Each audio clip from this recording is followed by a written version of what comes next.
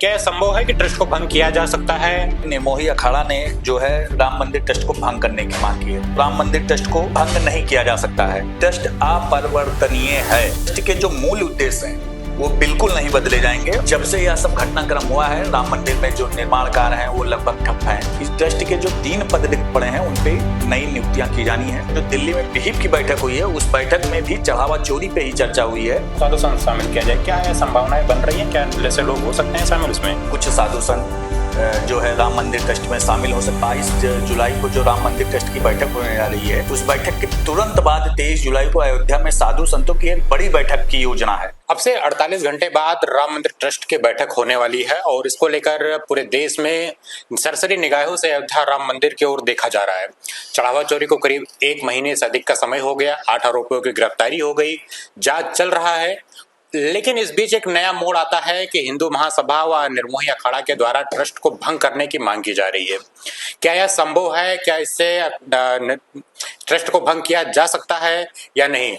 मेरा नाम विशाल तिवारी और आप देख रहे हैं अमर उजाला। हमारे साथ मौजूद हैं नितिन मिश्रा जी, जो अयोध्या राम मंदिर को काफी बारीकियों से लंबे समय से कवरेज कर रहे हैं।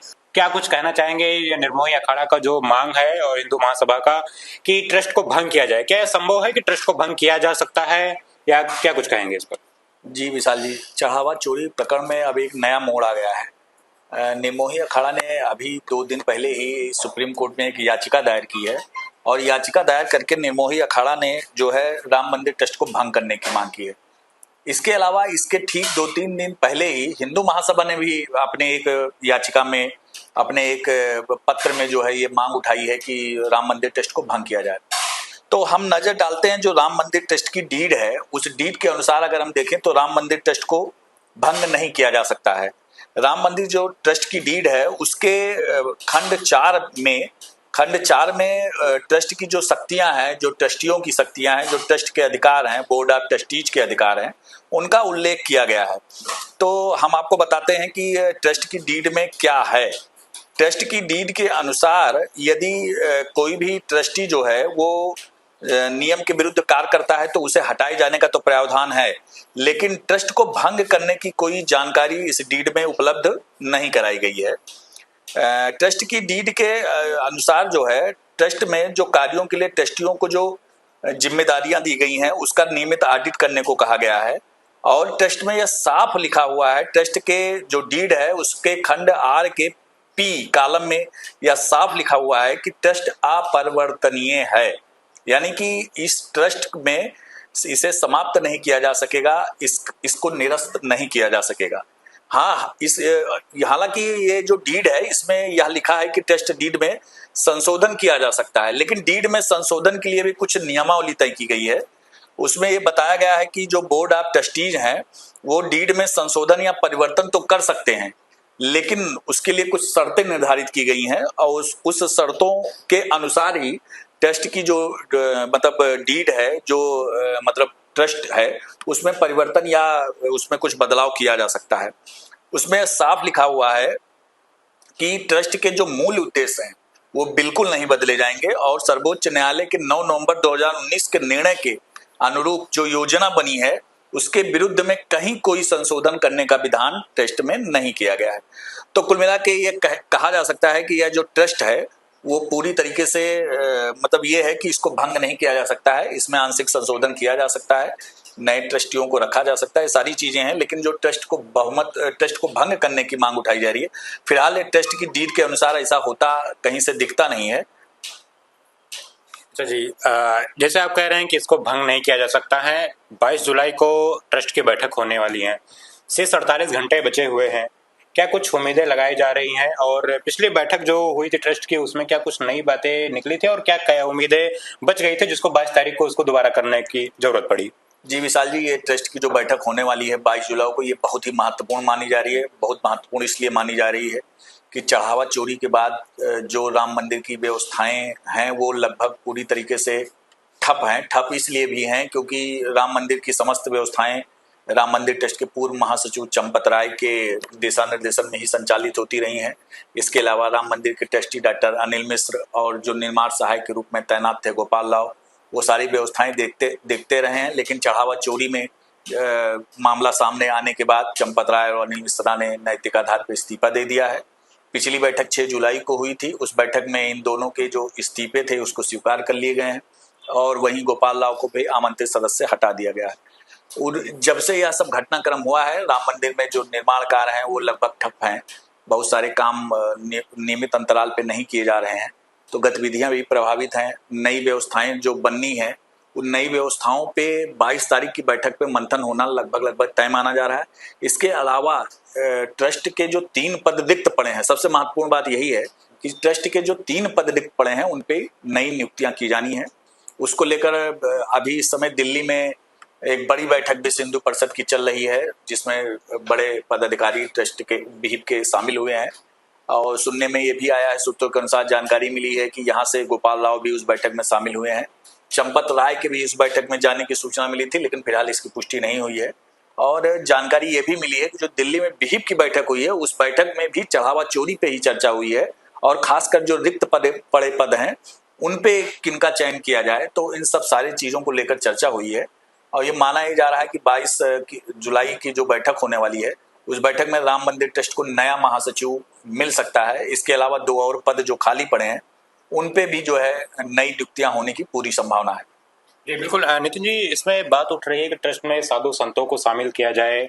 बहुत कई संगठनों का मांग भी है, कई अन्य लोगों भी मांग कर रहे हैं कि इसमें साधु संत शामिल किया जाए। क्या यह संभावनाएं बन रही हैं? क्या ऐसे लोग हो सकते हैं शामिल इसमें? हाँ बिल्कुल विशाल जी, ये मांग जो है पिछले कुछ दिनों से अयोध्या में मुखर हुई है कि जो राम मंदिर है वो रामानंदी परंपरा के अनुरूप उसमें व्यवस्थाएं संचालित की जानी चाहिए। उसके लिए साधु संतों केंद्रित व्यवस्था की जाए, साधु संतों की केंद्रित व्यवस्था होनी चाहिए। इसके लिए अयोध्या के प्रमुख साधु संत को जो है शामिल किया जाना चाहिए। और गोविंद देवगिरी जो राम मंदिर ट्रस्ट के कोषाध्यक्ष हैं, वो पिछली बार जब अयोध्या आए थे तो उन्होंने 6, 7, 8, 9 और 4 दिनों तक अयोध्या में रहकर रामनगरी के कई प्रमुख साधु संतों के साथ बैठक की थी। और उस बैठक के बाद से ही यह बात सामने आई है कि कुछ साधु संत जो है राम मंदिर ट्रस्ट में शामिल हो सकते हैं। हालांकि अभी उनके नामों पर कोई ऐसी सूचना प्राप्त नहीं हुई है, लेकिन जो नाम चर्चा में है वो रामनगरी के प्रसिद्ध विद्वान हैं आचार्य मिथिलेश नंदनी शरण जी। उनका नाम भी सामने आ रहा है कि उन्हें शामिल किया जा सकता है। श्री राम बल्लभा कुंज के अधिकारी हैं राजकुमार दास जी, उनका भी नाम सामने आ रहा है। इसके अलावा रंग महल के महंत हैं राम शरण दास जी। संघ के गतिविधियों में पूरी सक्रियता से भाग लेने वाले महंत वैदेही वल्लभ शरण भी हैं और इन सारे संतों का नाम आ रहा है। हालांकि इनमें से किस संत को शामिल किए जाने पे चर्चा हो रही है या कोई नाम तय हो गए हैं, ये अभी तक सामने नहीं आए हैं। तो इसकी पूरी संभावना है कि राम मंदिर ट्रस्ट में अयोध्या के कुछ संतों को स्थान मिल सकता है। हालांकि अंतिम जो निर्णय है वो 22 तारीख की बैठक में होना है। जी बिल्कुल नितिन जी, आपसे अंतिम सवाल हमारा रहेगा कि क्या कुछ इस समय चल रहा है मंदिर, जब से चढ़ावा चोरी का प्रकरण आया 1 महीने से अधिक हो गया, क्या कुछ अयोध्या में चल रहा है? राम मंदिर के इर्द गिर्द क्या चीजें चल रही हैं? और सुनने में आ रहा है कि 22 तारीख बैठक के बाद अगले दिन 23 तारीख को साधु संतों की एक बैठक आयोजित होने वाली है। ये बैठक कितना महत्वपूर्ण है और क्या यह राम मंदिर से जुड़ा ही बैठक रहेगा या कुछ अन्य? जी विशाल जी, ये बहुत ही महत्वपूर्ण बात है कि 22 जुलाई को जो राम मंदिर ट्रस्ट की बैठक होने जा रही है, उस बैठक के तुरंत बाद 23 जुलाई को अयोध्या में साधु संतों की एक बड़ी बैठक की योजना है।